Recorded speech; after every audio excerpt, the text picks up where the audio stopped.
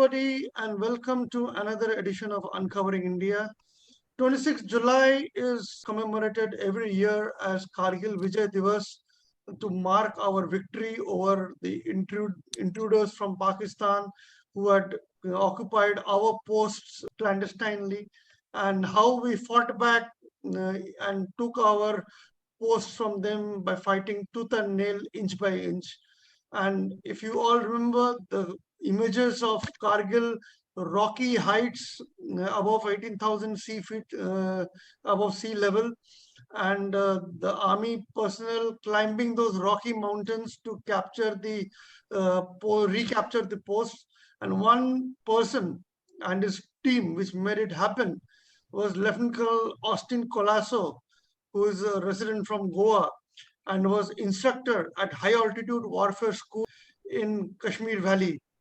Good evening, sir. Welcome to Uncovering India. We will Good evening, Shashwat. On board with us, and we Thank would you, like thank you. our viewers to know what is about high altitude warfare and what kind of specialized training is required, and how did you all, the team from Havas, manage to help the Indian Army to reach to the heights and recapture our posts from the Pakistani army? Thank you, Shashwat. Thank you so much. Thank you for inviting me. And as you mentioned earlier, just in passing, that this is your 100th episode.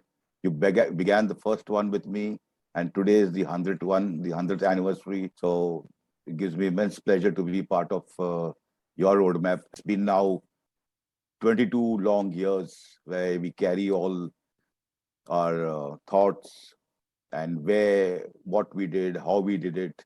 And we salute the martyrs who sacrificed their lives for the nation, who did their best, especially the younger lot, the young officers, the young Jawans, the JCOs, who went all out to retain and regain the lost land. Well, to begin with, we start off with the HAWS, the High Altitude Warfare School. In Hindi, it's the Uch Tungata Yudh Padhati school that is there. It's stationed in Gulmarg, and it's been there since our independence.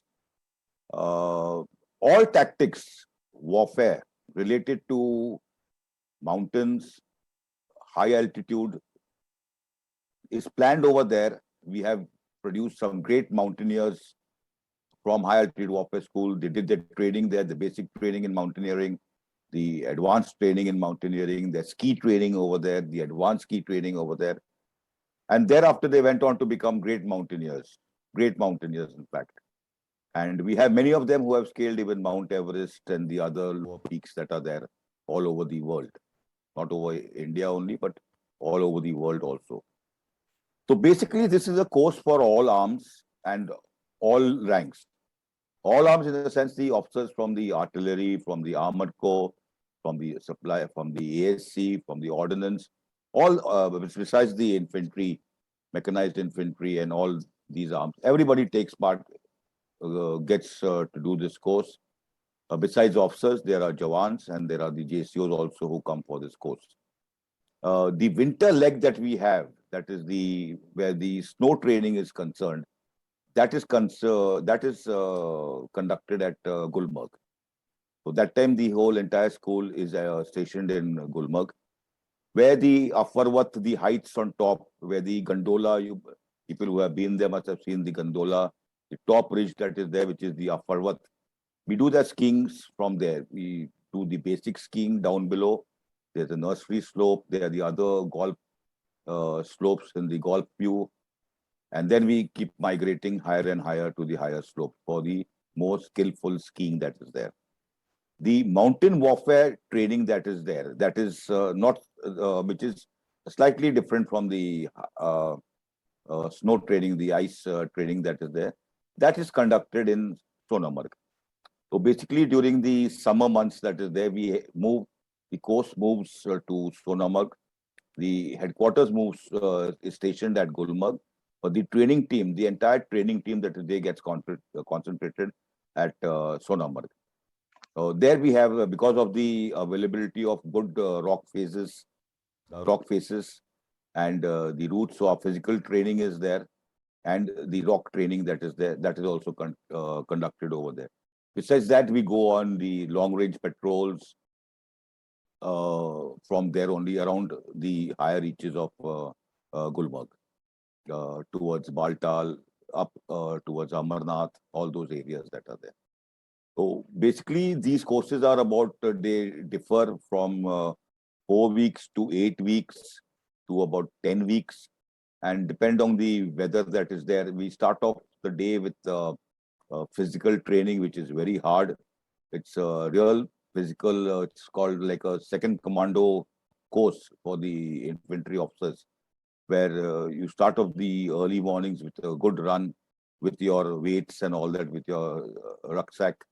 You from the base, we run up to the mount, to the rock faces that are there, which is a good about 10-12 kilometers from the headquarters in Sonamarg. And then we, after resting there for a while, having a breakfast, which is generally packed, then we start off with our rock face training that is there. So in that, the entire training, how to tackle rocks, how do you climb, how do you use various implements that are there, whether there are chokes, there are hammers, and the use of ropes, anchoring of ropes, how to negotiate overhangs that are there. Overhangs are something like this. This you call, this is an overhang over here. So basically, if you slithering down or you trying to negotiate this overhang, all that training and all is conducted over there.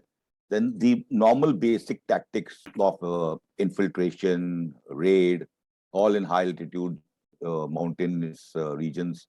This is all conducted in that leg of training that is there.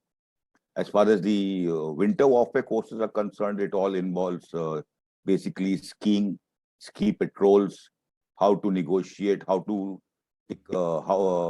negotiate the crevasses which are available, which are seen across the Siachen Glacier and the other glaciers that are there.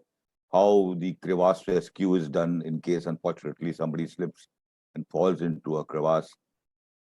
All the mountain lore, how to live off the land, survival in these mountain regions, whether in the snow regions or in the mountainous regions, the flora, the fauna, what to eat, what not to eat in case you run out of rations and all that. All that is taught over there. Besides that, the first aid involving, suppose somebody breaks a leg while slipping on the rock, so that medical training sort of thing is given. Basic medical training is conducted by the doctors in the high altitude warfare school, and that is given to the students and to various boys over there. When the Kargil war broke out, how did House get involved, and what were the instructions given to you? Basically, the instructors that are there in House, they are all advanced, trained, and they have already been in such type of hilly terrain, mountainous terrains, high altitude terrains.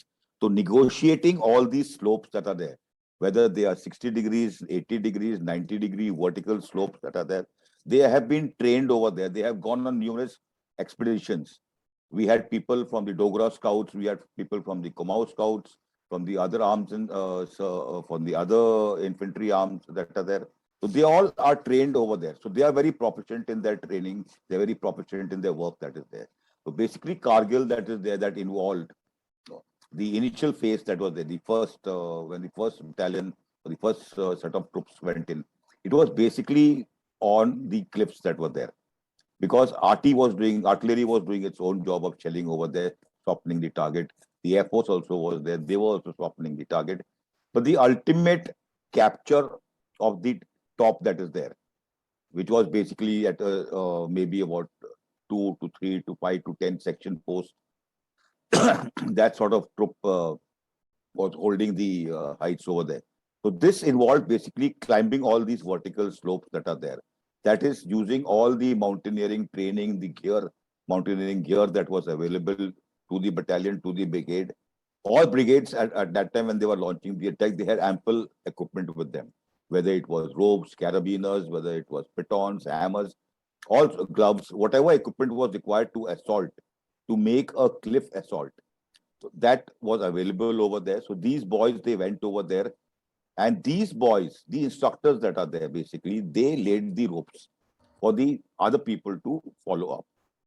So the main rope that was there, the leader of that rope, a rope could take in basically 3 to 4 people on one rope is basically is roped up, because the length of the rope is about 100 odd meters, 200 feet, I think. I'm not recollecting. And then at different places, these people are roped up with their carabiners, so that in case somebody slips off and all that, he's anchored and his fall is arrested. So that rope that was there, consisting of 3 people or 4 people, the leader of that rope, the person in front, used to be one of our instructors or one of our qualified instructors. So he, with his hammer, pitons, he used to lay the rope from one place to another. So he used to go 10 feet, 20 feet, lay the rope, put a piton, put a carabiner, then circle the rope through the carabiner, then go ahead another 10 meters, again do the same thing, depending on the cracks available in the rock face that was there. So he did that over a period of time. Maybe it took him 2 hours, 3 hours, 4 hours, whatever time it took him to reach the particular height. And then these ropes, once the ropes were fixed, 3 ropes, 4 ropes on one particular height, then these 4 ropes, they went and they assaulted basically the top where the enemy position. So that was generally how these ropes and all were fixed by our instructor. What were the challenges faced? Because it was steep climb, rocky mountains with no footholds actually. And then the enemy was firing from the top and also throwing rocks down the cliff. Yeah, these were all cliff assaults. They all involved the tactics concerning cliff assaults. So basically, these were all rock faces. So rock faces means they were very slippery because they had melting ice and water basically flowing on these icy rocks that are there. And over a period of time in the evenings, they used to get solidified because of the low temperatures. So they were quite slippery, that was there. Footholds were a problem because most of it was as smooth as silk. So we really had a problem in getting a foothold over there. So basically, sometimes we would just be hanging on that carabiner over there, going up for the next carabiner to a greater height that was there. Yes, there was some mischief from the top. People were throwing stones. The enemy was throwing stones. They were firing also on us. But then we were doing it all very silently also. So it was not that they are sitting over here and you go straight away here. It was that should not happen. So basically, first they were sitting on top of here. Then they had a ridge line this side. So we used to go here. We used to go here. We used to go this side. The same thing with the other side. And then as a group, we used to like go, and then we used to assemble and get onto the peak that was there. So we had our own methods of camouflage, concealment, and all that was there. So we were like silent movers. Very silently, we laid up the ropes. Then, when required at a particular time, the entire rope, like 3 or 4 ropes that were there, depending on the enemy that was there or sitting on top, we assaulted on top, and then we converged onto a particular point that was there. That was how basically we this thing. But before that, there was a lot of artillery shelling. There was a lot of strafing by the Air Force. So the top targets also were softened. Thereafter, then we went in for our assaults, etc. Because we could not have the Air Force and the RT firing and then with us climbing up, because that was slightly dangerous. So after a particular time when this was lifted off, then we carried our operations. Basically, what has happened, it was metal against metal. So when you have a metal against metal, you know the clinking noise that erupts over there. And on a silent night, though it was not very silent, but you could hear that the noise could carry on for very far distances. But generally, nowadays, you get the hardened, rubberized hammers that are there. So rubber on metal doesn't affect much noise. But what we had that time, of course, we didn't have those rubberized hammers that were there. So we just had to camouflage. We had to put rubber tires, tubes, to wrap them on the head of the hammer or on the head of the baton that was there. So that to basically camouflage the noise. That was the only way we could camouflage the noise, so that metal against metal could not clink. When you look back 22 years after the war, it must be looking like an incident that's happened yesterday. All memories must be flashing back in your minds. So, how do you look back the role of House and your role particularly, and what did it signify as far as our high altitude warfare skills is concerned? Oh, definitely, definitely. We were very well trained as far as the cliff assaults were concerned, as far as high altitude warfare was concerned. The training that Hawes imparts is fantastic. It's super. It not only physically it's tiring, but also mentally, tactically. All the points are covered during this part of training. The syllabus is really well researched, and basically what one encounters in a cliff assault or in high altitude warfare school, every part is covered. In fact, for that matter, the Hawes send instructors to the Siachen Battle School also. We have a Siachen Battle School wherein every soldier that gets inducted into the glacier, it is mandatory for him to do his training at the Siachen Battle School. A test is conducted to see that he is well conversant with all the tactics, not really the tactics, but the practical part of ice training. Thereafter, he is inducted into the glacier. So, whatever training is imparted at all, there's no doubt it is well researched, and the syllabus that is there has been really helpful to all soldiers being inducted into the high altitude.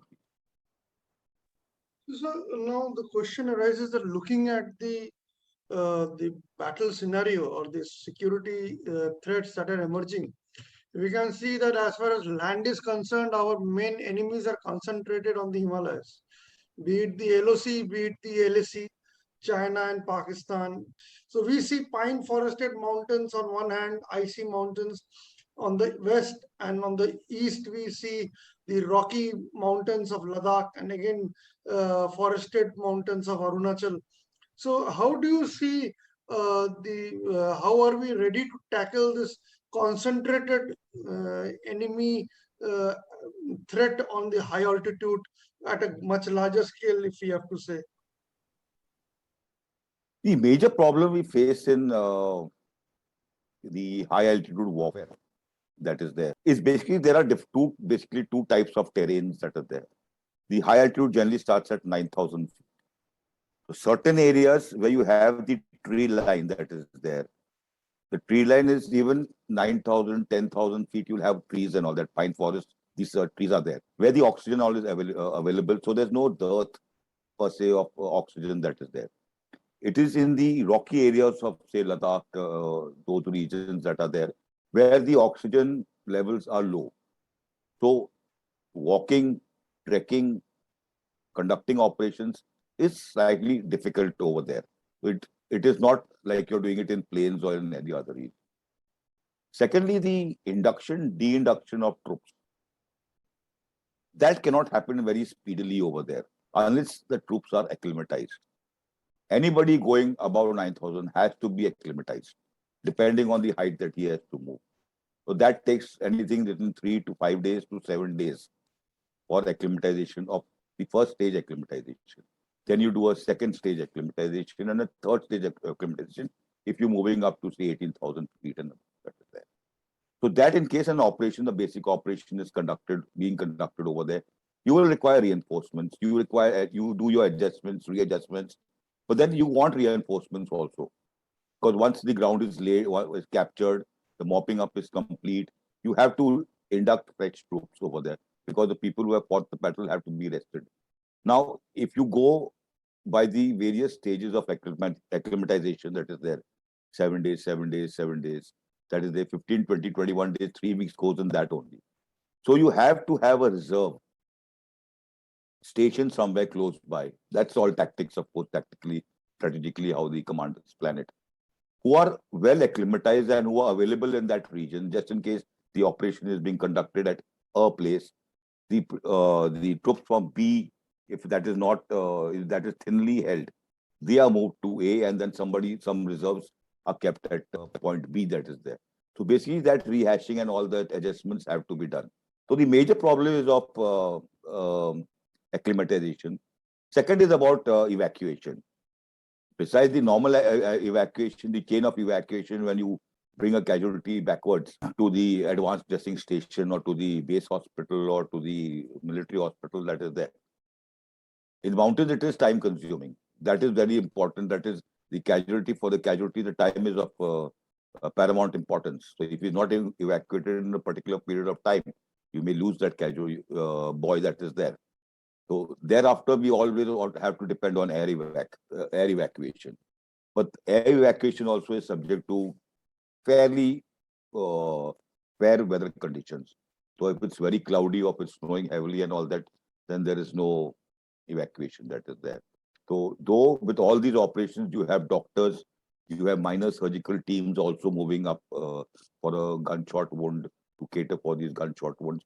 But the major looking after by the specialist that is there, he has to be brought to the base hospital or maybe further down to the MHs that are there. So evacuation of casualties also is a problem that is there. So basic training is given to each and everyone. You have nursing assistants, you have medical AMC doctors moving with these teams and who are placed at strategic points that are there. So if casualty is required, urgent need, urgent medical attention, these people are available over there. But then in the thick of war, you know, these things don't really work. So that's how we have to face So, sir, and look at. although it is not new for Indian Army to fight in the high altitude, Yeah. we have fought Chinese, we have fought Pakis in the high altitude areas. But considering that more and more concentration of conflict is happening in the mountainous areas, what would be our tactical shift in terms of using of armor, using of artillery, helicopters, the Air Force? All this we are talking about. So the theater commands. So do you think that these are we are going to reorient ourselves towards high altitude warfare? Yes, Shashwat, that's a very good question you have put in. And more or less suffices to say is that the high altitude warfare that is going on or that will go on in a couple of years from now or maybe 10 years and then will become the natural norm thereafter is that we are going to fight the battle as we are fighting it in the plains. So whether it is the Air Force, whether it is the Navy, whether it is the Army, we have to get and we are getting integrated. Now you see, you must have heard lately, high-speed patrol boats have moved on to Ladakh. The Air Force, their battle stations, whether it is the Hepters, the Dhruv Hepters, Chetak Cheetahs, or the the fighter aircraft, they are also at very close call. So like if an operation happens, the next few minutes, like few seconds, they scramble and the next few minutes they are already at the port. So the Navy also is there now at Ladakh. The Air Force is very reactive. And we also as an army, we also have built up our forces over there. So basically, the core, more troops have been inducted over there, more heights, which were generally vacated during winters. Their surveillance of those heights, that has been strengthened. Drones are being used, radars are being used. So high tech has come into the operation part that is there. At certain places, it may still not be physically possible to hold these places, but not that they are left vacant. The other surveillance modes, whether they are drones, they are AWACS, or any other surveillance mode that is being used. Troops inducted, they are all trained in high altitude warfare schools, in snow warfare that is there. The latest gadgets, the latest equipment that is there. If you would have seen 16 Bihar later on when they went in and when they faced the Chinese over there, the equipment that they got, it is all mostly very good equipment. So it is at par with most of the mountaineering equipment that the expeditions outside are using, like North Face and the other mountaineering equipment companies. So the equipment also that is there, whether it is the ropes, whether it is the clothing, whether it is the shoes, they all very good quality that is available. So that makes life and the Jawan's life a little bit comfortable over there. So we have integrated, we have thought over it, we have brainstormed on it, and then things are working out in the right direction. We have integrated ourselves well now with the Air Force and the Navy also in over there. Now we have the CDS at command, so that's a good thing that is there. And once these theater commands and all, they come and there'll be more better integration thereafter. So, how do you sum up this entire 22 years of Kargil and the way ahead? How do you look at it? How do you like to give your overview on it? Well, we are intelligence. Firstly, that has to be slightly tightened up, because wherever it has been, we have seen that our intelligence, whether it is the civil intelligence involved or it is the military intelligence that is there, we lack some integration over there. I don't know how they're going to do it, because I have not gone to that level of thought as yet. But yes, we have to get the intelligence setup tightened up. That is there. We require more integration that is there, and the sooner we do it, the better. The new technology that is there, which is being used now, the drones, for instance, we've seen that happening in Jammu. And over a period of time, if you see the analysis over a period of say 1 year, there have been some couple of 100 drone movements from across the border. So that again, it is only when that happens then we awaken ourselves. So anti-drones that are there, how do you tackle them?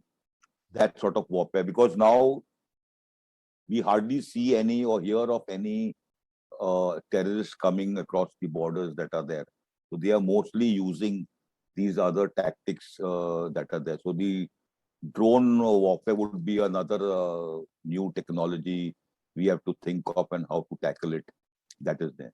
22 years have gone by. We have definitely learned our lessons where we went wrong. Like I was saying, the intelligence part that was there, and then the better integration that is required. I think these 2-3 things that are there, if they get together and come together rather, I think we could be a better force to reckon. Thank you, sir. Thank you for your wonderful insight into the Kargil war and role played by House, the high altitude warfare, a very different kind of subject for the viewers to know and understand what goes on fighting a war on the 18,000, 20,000 feet above sea level in the glaciers and icy heights. Thank you, sir, for your time, and wish you all the best, and congratulate you on Thank you, the profession Shashwat. of Vijay. You're doing a great job. Keep continuing the good work. Thank you, you. sir. God bless. Jai Hind, sir. Jai Hind.